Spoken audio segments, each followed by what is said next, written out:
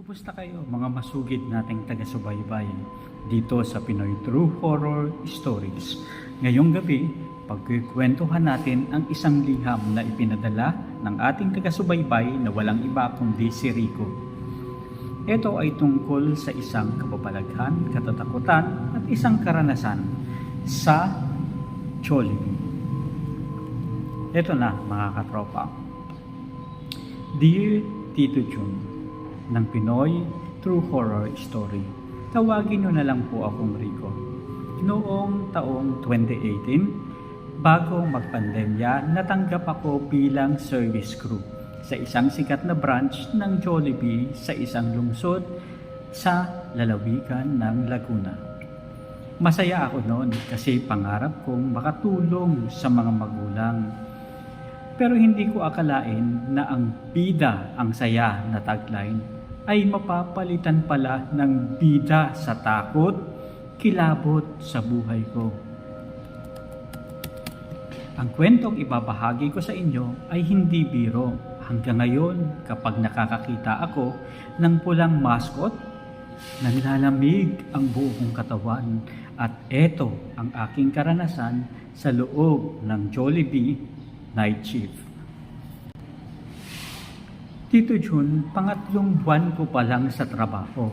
Dahil bago pa lang, madalas akong naka-assign sa closing. Ibig sabihin, kami ang huling umaalis sa branch, bandang alas 2 o alas 3 ng madaling araw. Kasi kami yung mga naglilinis at nag-aayos pa ng tindahan para at least pagdating ng mga customer sa umaga, malinis at maayos na ito. Isang gabi, Tito Jun, medyo napakatumal ng benta. Ang manager namin na si Ma'am Tess ay nasa opisina sa itaas.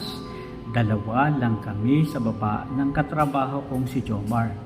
Habang naglilinis kami ng dining area, napansin kong sobrang lamig. Hindi yung lamig na aircon. Kasi sanay naman ako sa lamig na katulad nun. Pero ang naranasan kong lamig ay kakaibang lamig. Yung lamig na parang may umiihip sa iyong batok. Sabi ni Jomar, Rico, huwag kang titingin sa salamin ng drive-thru. Tinanong ko siya kung bakit. Sabi niya, basta, huwag kang titingin dyan, huwag kang titingin. May nakita silang bata dyan na walang muka.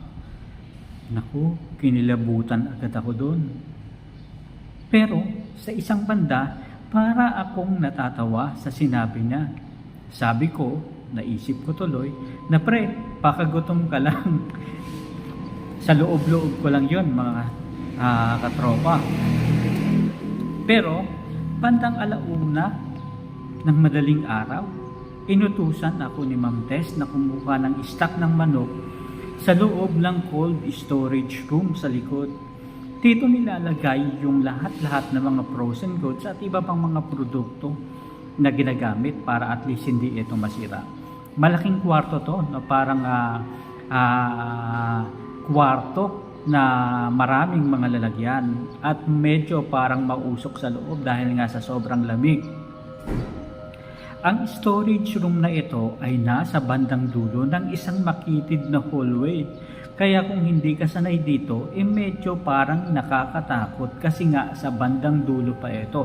At kapag binuksan ang freezer na ito, ang storage na ito, ay lalabas yung parang usok.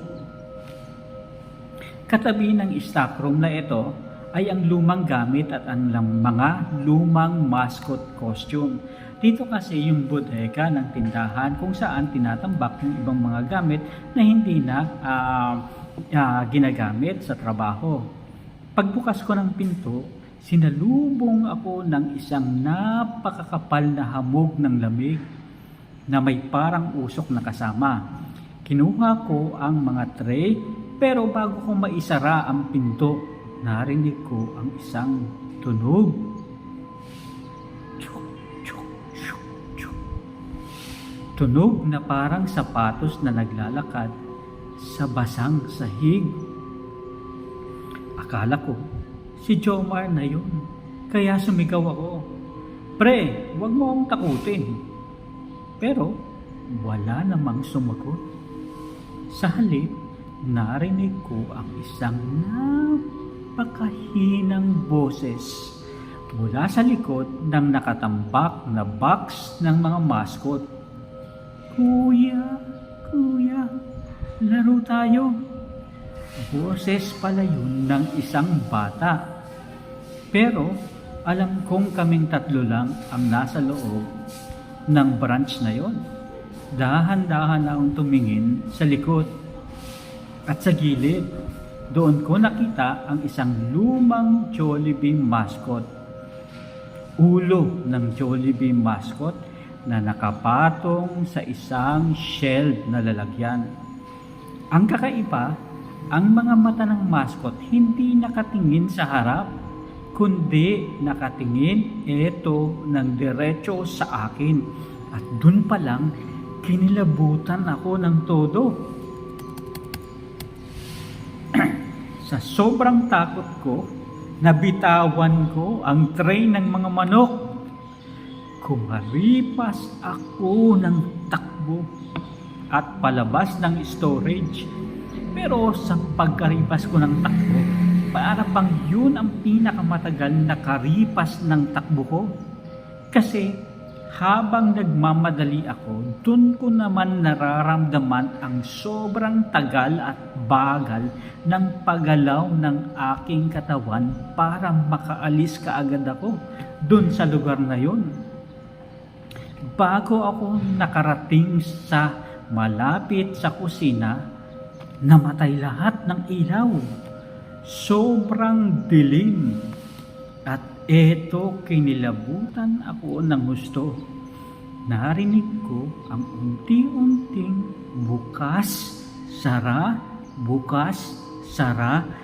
ng pinto ng industrial freezer na hindi ko lubos maisip bakit nasa likod ko. Bang! Bang! Bang!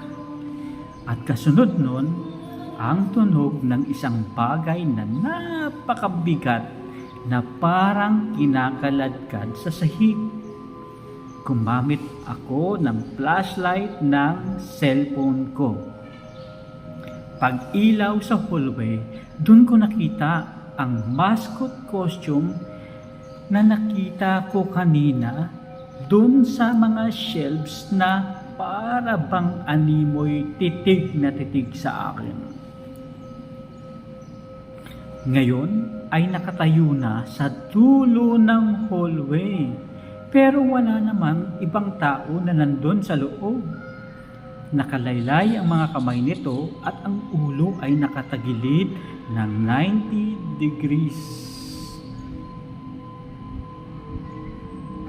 Ang pinaka nakakatakot pa, may lumalabas na itim na likido sa mga mata nito.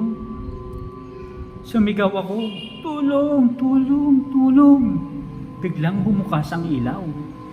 Doon ko na nakita si Jomar at Ma'am Tess. Nakita nila akong nakasalampak sa sahig, nanginginig, na sobrang takot at namumutla. Ang mascot! Ang mascot! Nakabalik na pala sa shelves. Pero ang pwesto nito ay sobrang ibang-iba sa dati. Kinabukasan, nag-resign agad ako. Nalaman ko lang sa mga dating katrabaho na ang branch pala ngayon at itinayo pala sa dating site ng isang nasunog na bahay noong 80s, kung saan may mga batang namatay habang yakap-yakap ang paborito nilang manika. Kaya mga kahoro, kapag kumain kayo sa Jollibee ng hating gabi, pansinin ninyo ang mga sulok. Baka ang mascot na nakikita nyo ay hindi lang basta costume. Baka eto na yung mascot na nakita ko rin noong nagtatrabaho pa ako dito. Sa mga katropa, salamat sa pakikinig ngayong gabi sa kwento ni Rico.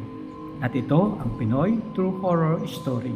Bida ang saya hanggang sa muli, mga katropa. Meron ba kayong kwento na nakakatakot, mga karanasan sa inyong pinagtatrabahuhan? I-send nyo lang ang inyong mga kwento dito sa aming email at description sa baba.